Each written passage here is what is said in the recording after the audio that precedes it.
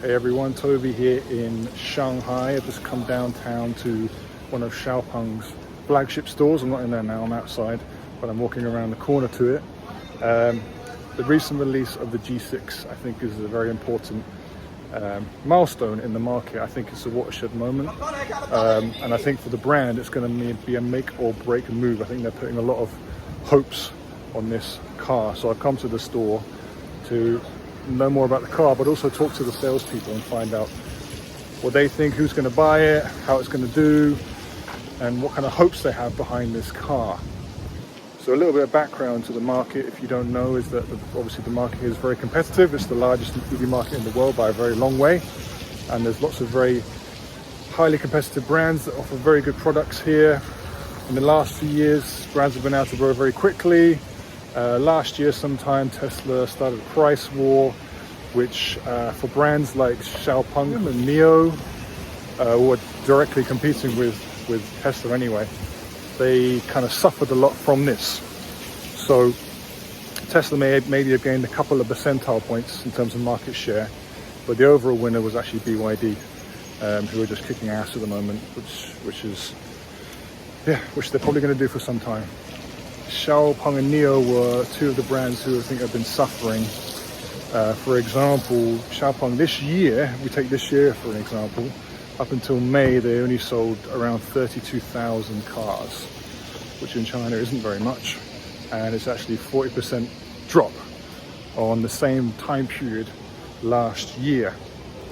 So these two brands, NIO and Xpeng especially, have got a lot of work to do. You know, NIO brought out their touring ET6 recently, and they also secured some investment from some funds in the Middle East. So I think they should be okay.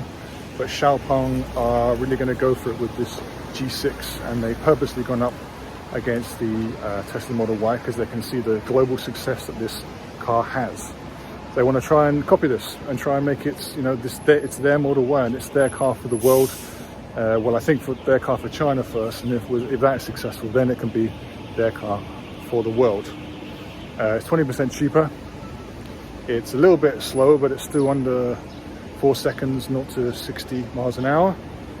It has more range, and they have a lot of hopes in it. Like I said, Brian Gu hopes they can sell 15,000 of these a month, so he believes they will sell 15,000 of these a month, which is quite a big, bold statement considering they've only sold 32,000 cars this year.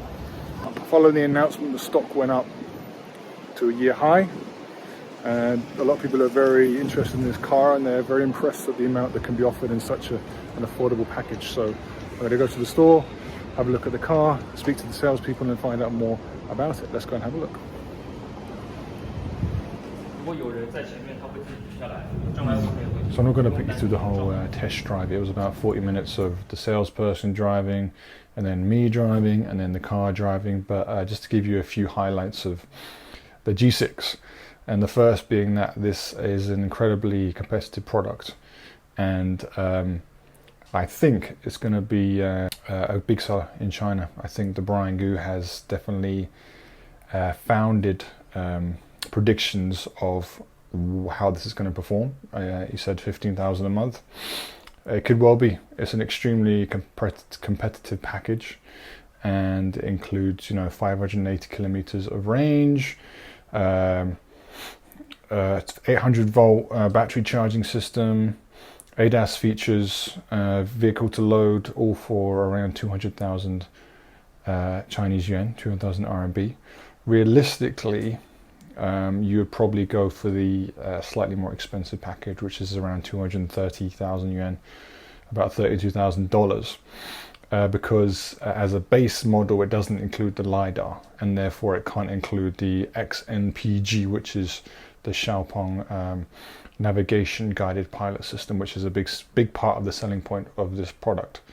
So I think most people would opt for this slightly more expensive package, but even then it is still an incredibly competitive price offering, and you know, I think it's going to be a big seller. And going on to this XNPG, it's very advanced, more advanced than I thought actually, and it essentially kind of on a level with the Tesla full self-driving.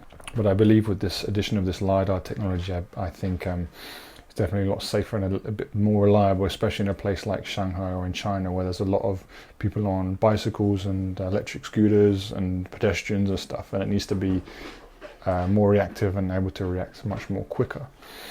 But anyway, this XNPG is extremely advanced. I think it's very close to full self-driving.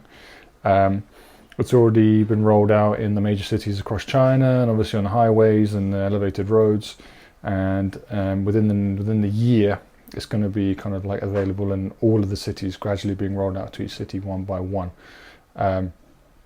It couldn't do from start point to finish point.